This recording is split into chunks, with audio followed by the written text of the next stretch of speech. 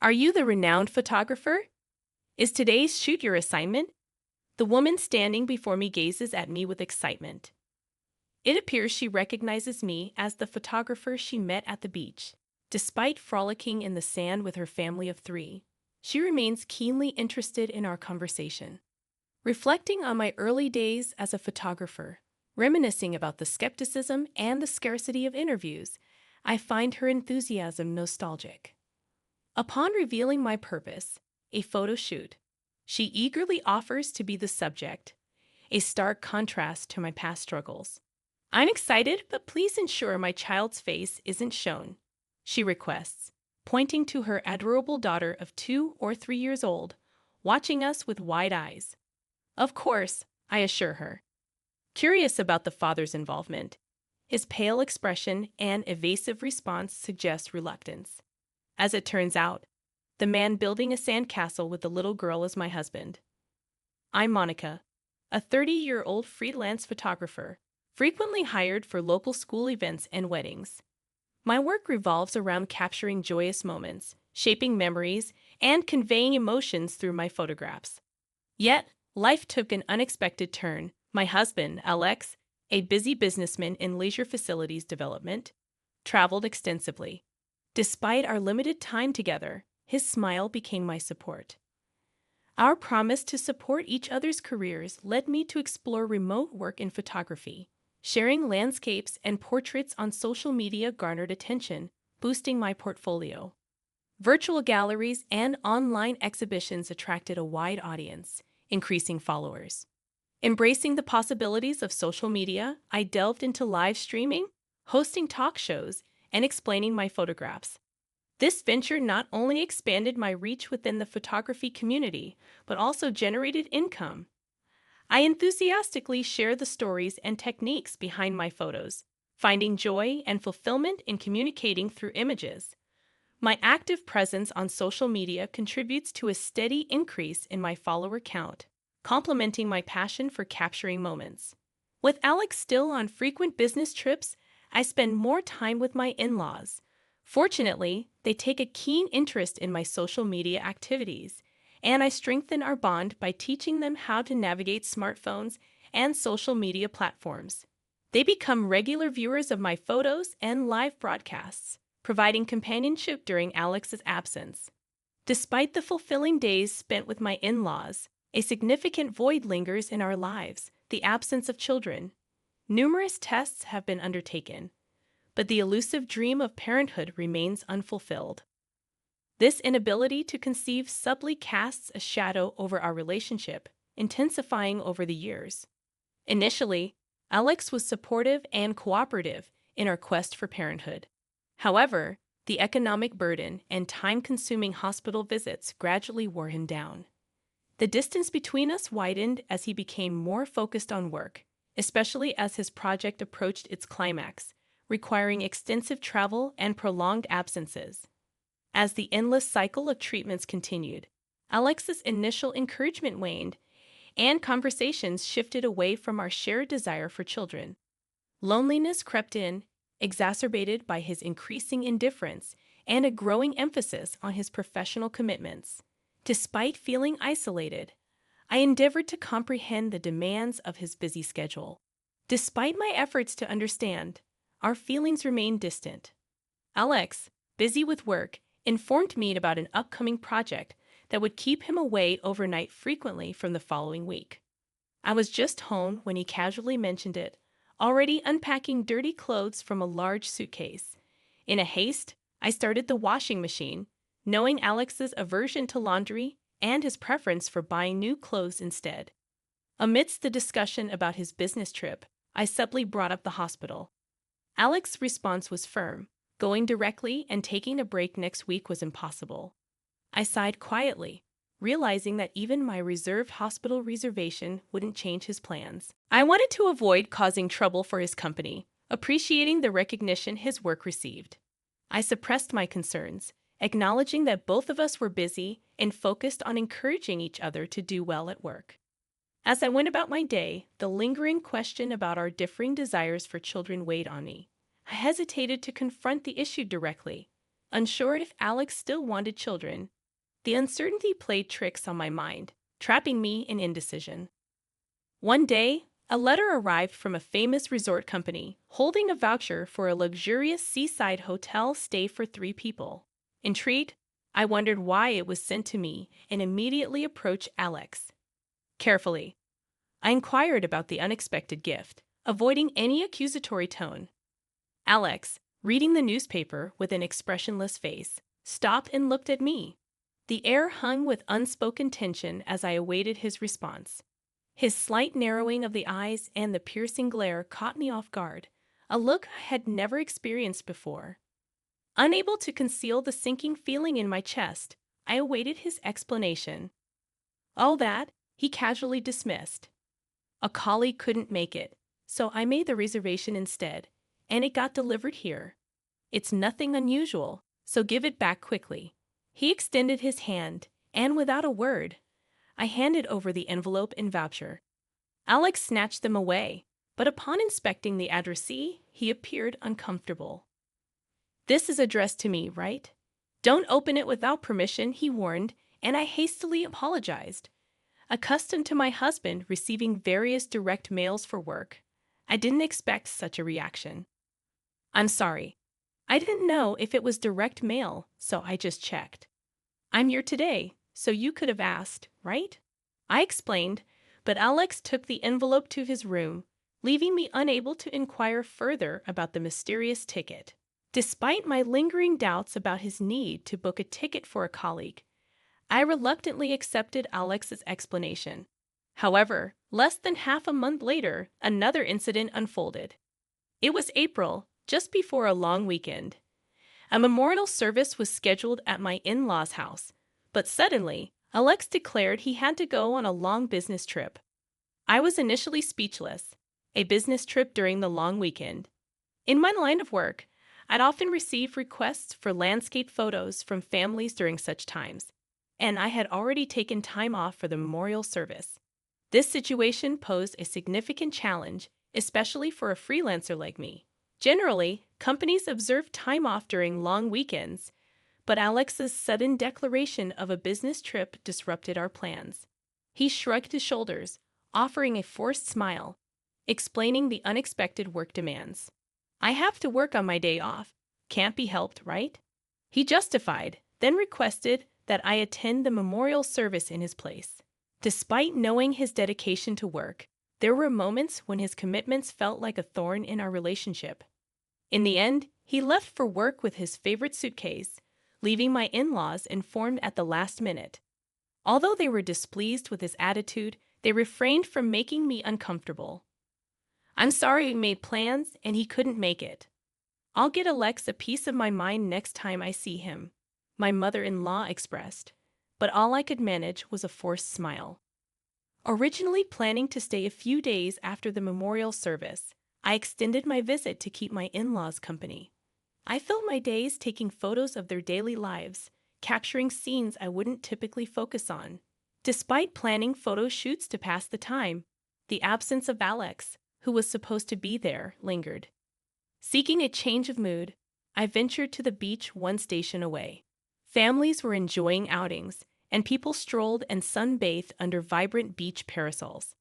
As I walked along the shore with my camera, a familiar voice caught my attention. Spotting a family building a sandcastle, I froze when I saw Alex in the circle, constructing it with a young woman and a toddler. They seemed like a close-knit family, gathering white sand and seashells. Shocked, I couldn't believe my eyes, as everything, the hotel vouchers, frequent business trips, and his growing indifference, piled up like sand before me.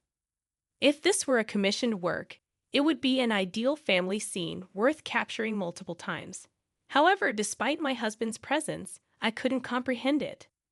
The toddler, a 2- or 3-year-old girl, closely resembled the time when I sensed Alex drifting away. The realization struck me, my husband already had another family. Whether it was intuition as a wife or a gut feeling, I recognized a blood connection between that little girl and Alex. The glass frame in my heart, meant for a photo displaying our happy smiles as a couple, shattered mercilessly. Determined, I approached the woman, not Alex, who was engrossed in playing with the toddler. Approaching the woman wearing a large straw hat, I could sense her surprise at my sudden presence. With a managed smile, I apologized for the abrupt interruption and handed her my business card, introducing myself as a freelance photographer. While only my professional name was listed on the card, I encouraged her to find me on social media where my contact information was available. Her curiosity piqued. She immediately began searching for me on her smartphone.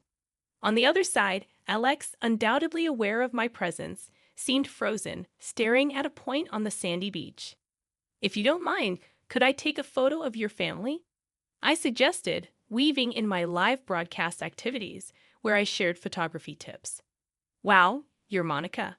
I followed you. You post tips on smartphone photography, right?" she exclaimed, unaware of my connection with Alex. Delighted to be approached by a social media personality, she eagerly agreed to the photo shoot and the live broadcast.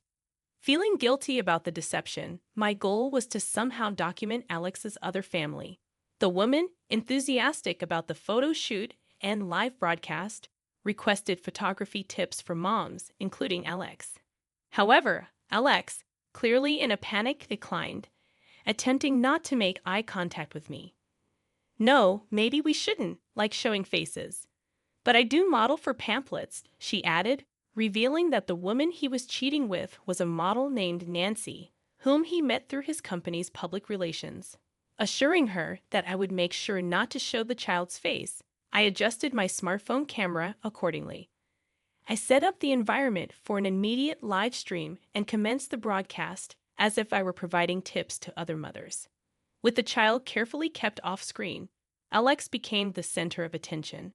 His peculiar smile was interpreted positively by viewers, and comments about the cute, nervous dad quickly spread. After concluding the live broadcast, I thanked him and discreetly left the scene. Within a few minutes, Alex chased me down, leaving Nancy and the child behind. As I questioned him about his intentions, he remained silent, seemingly sulking and perhaps feeling awkward with Nancy, seeking refuge in our encounter. Finally, he spoke heavily. "Please understand."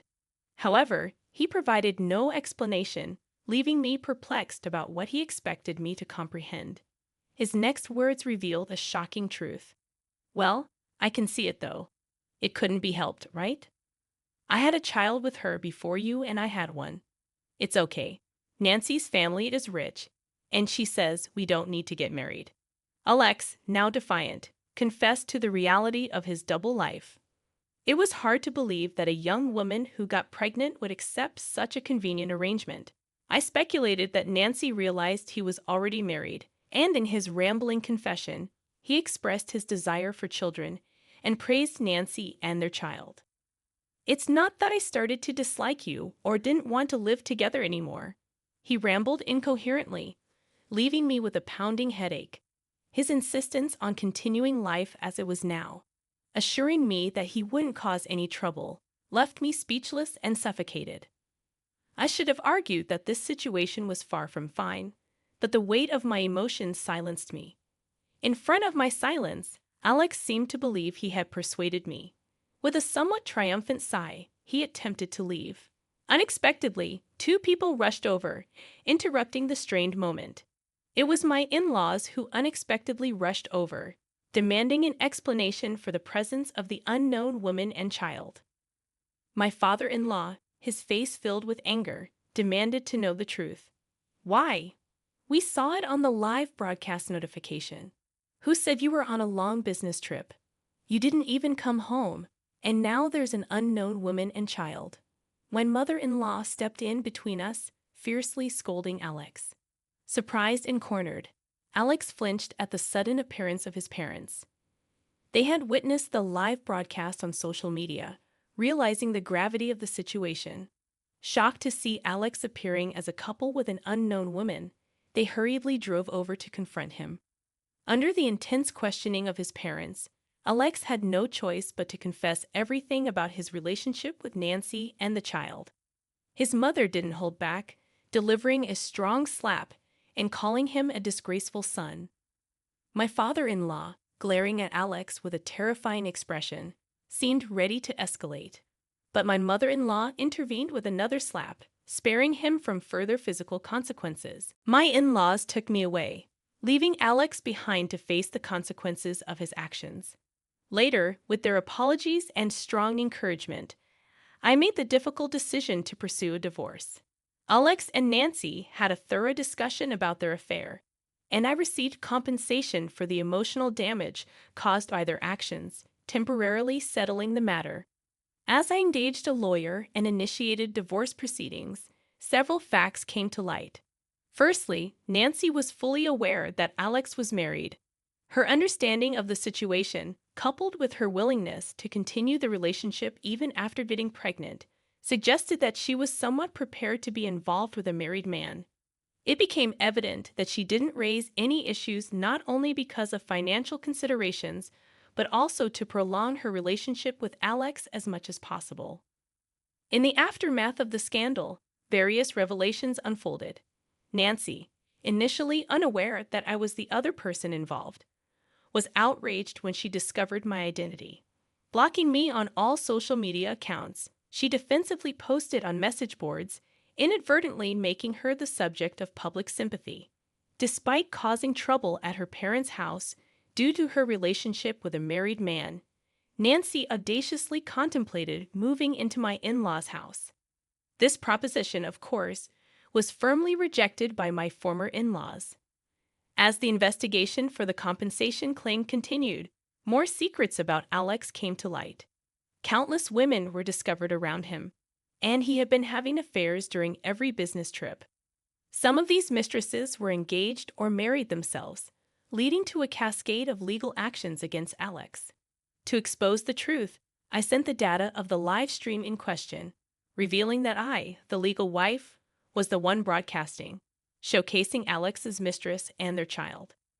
Enraged women who had been deceived into thinking he was single, along with husbands who had their wives stolen, stormed Alex's place, leading to numerous lawsuits against him. Facing legal repercussions from all directions, including me, Alex had no choice but to accept them all. However, more facts emerged, and Nancy unexpectedly took the child and ran away, likely disgusted with her relationship with Alex. Despite the online uproar caused by Nancy, her account disappeared, and I decided to let her go. Nancy, true to her character, resurfaced with a new account, portraying herself as a victim of tragedy. However, each time she faced backlash, she would delete her account and create a new one, reviving herself like a phoenix. Abandoned by Nancy, and with plans to rely on my parents-in-law thwarted, Alex faced their fury when they discovered he had multiple mistresses. Desperate, he clung to them for help. But without apologizing, he further strained their relationship, leading my in-laws to cut ties with their son. The aftermath of the affair scandal left Alex with substantial compensation to pay. Legal proceedings and inquiries from mistresses and their husbands flooded the company, damaging its reputation internally and externally. The loss of trust prompted urgent measures to manage the online backlash. Within the company, Alex's reputation plummeted, and he became isolated. The uncomfortable atmosphere led the company to wish for his resignation, forcing Alex to find a new job.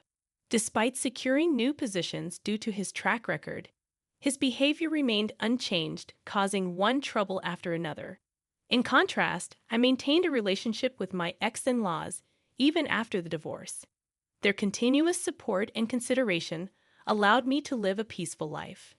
Despite feeling betrayed and hurt by their son, my former in-laws consciously showed a harmonious front, supporting me and helping me believe that my relationship with Alex was not the defining aspect of our marriage. After the divorce, capturing images of children was initially painful for me. However, with time and the support of my ex-in-laws, I overcame this difficulty. One day, I took a photo of my ex-in-laws having a calm conversation, planning to feature it prominently in my upcoming online exhibition. Despite their initial embarrassment, I believe they will find happiness in the end.